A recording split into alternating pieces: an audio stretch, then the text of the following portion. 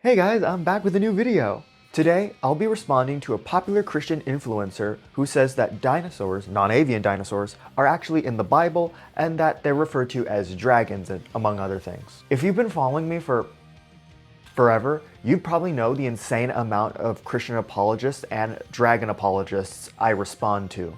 They repeat the same tired arguments again and again, and I respond to them the same way each time. The reason I still respond to them the same way each time is because I think it's worth it. I think these people with misplaced confidence need to be corrected. A lot of these people have tens of thousands of followers, and those followers are pretty impressionable. So as damage control, I make the content I do.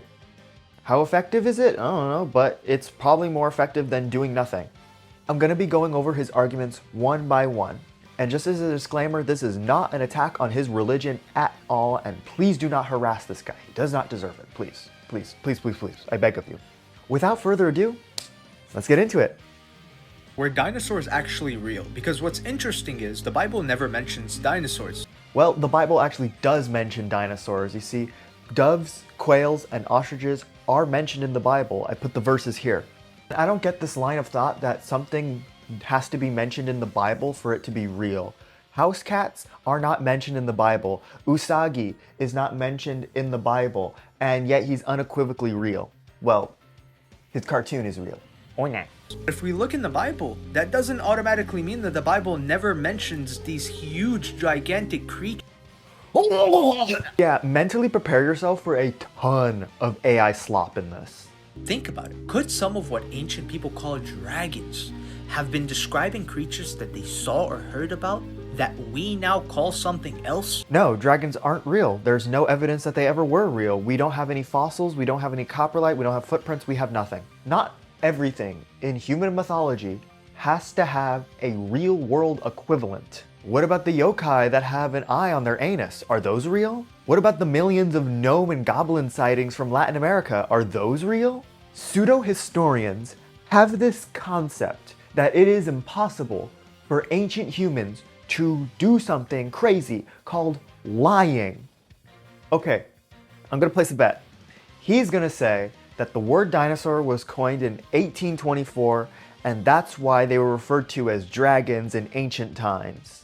The word dinosaur itself isn't modern. It was coined in the 1800s, long after the Bible was written. Let's go, baby! Obviously, Job, Moses, Isaiah, Elijah were not gonna use the modern word dinosaur, the English word dinosaur. Who wants to tell him that none of those guys probably spoke any English at all? And if they were referring to dinosaurs, why don't modern translations use the term dinosaur instead of whatever? In Job 40, God mentions behemoth as a huge land creature with massive hips. It's got strength in its hips, power in its belly, bones like bronze, limbs like iron, and then it says his tail moves like a cedar. People actually argue what this creature was. Some people say it's a hippo, some elephant. And then you read tail like a cedar, and then you're like, bro, what hippo has a tail like a cedar tree? Okay, so behemoth is not a dinosaur. The Hebrew word used in the passage as tail is often a euphemism for penis, and the word for thighs is often a euphemism for testicles.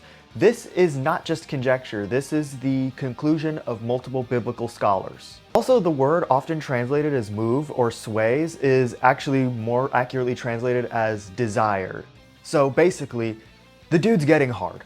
Reptiles do not have external genitals, meaning that behemoth is not a reptile at the very least, and he's definitely not a dinosaur. And then in Job 41, God describes the leviathan as this terrifying creature that no man can tame. He talks about the strength of this animal, its tail, its teeth. Then people read about the scales of this animal and think, well, maybe it's an alligator, you know? I mean, it could be just a big crocodile, right? And then you read how intense the description is, and you can't lie. That description is way more intense than just a big crocodile. According to Job 41, 18 through 21, Leviathan also breathes fire. Get that out of here, we're not doing that, no, no, no. In the book of Genesis, God says he created the great sea creatures. Over and over again, we see descriptions of terrifying creatures and dragons. So God had no problem mentioning these creatures to us. So the real question isn't, why does the Bible not mention dinosaurs? The real question is, why does almost every ancient civilization have stories about dragons? Why do they all have stories about these creatures before this modern talk about dinosaurs ever existed? Ancient China had dragons. Ancient Mesopotamia had creatures. Europe had dragons. The Bible mentions sea creatures and monsters. So either humans everywhere invented similar terrifying reptilian creatures, or ancient people were describing something they understood with the language they had at that time. This is actually a really fascinating question. However, he's going to use it to justify why non-avian dinosaurs totally lived with humans in the recent past. First of all, these creatures from across the world are not the same thing. They all called them different things, and if you look at them, they are actually quite different. Look at a long, a dragon, and whatever that thing from Mesopotamia was. I googled it, it's called Meshushu. The truth is, no one really knows for sure why dragons or dragon adjacent things are a thing in human society. However, it does not indicate whatsoever that non-avian dinosaurs lived with humans. Remember, the last of these guys died 66 million years ago. Were dinosaurs real? I mean, yes, fossils do show that massive creatures roamed this earth. But were some biblical dragons possibly ancient descriptions of creatures that later generations would classify differently? That's where the conversation really gets interesting. I don't know. What do you guys think? I think you don't know anything about paleontology and you're not as biblically literate as you think. I notice he also has this conception that the word dinosaur just means big creature, when no, not at all. A lot of big prehistoric creatures that weren't dinosaurs. And if dinosaurs, non-avian dinosaurs, actually did live with people, where are all the cave paintings? Where are all the skinned leather? Where are all the triceratops skulls with jewelry on them? Where are all the Allosaurus teeth necklaces? Where are all the descriptions of feathered Utahraptors?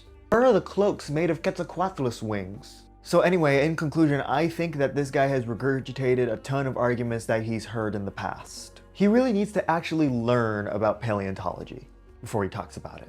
Anyway, that'll be it for the video. Like and subscribe, maybe hype it if you can. Turn on notifications so you don't miss a video. And follow me on @Goobersaur353 on Instagram. I will be seeing you guys next time. Bye-bye, y'all.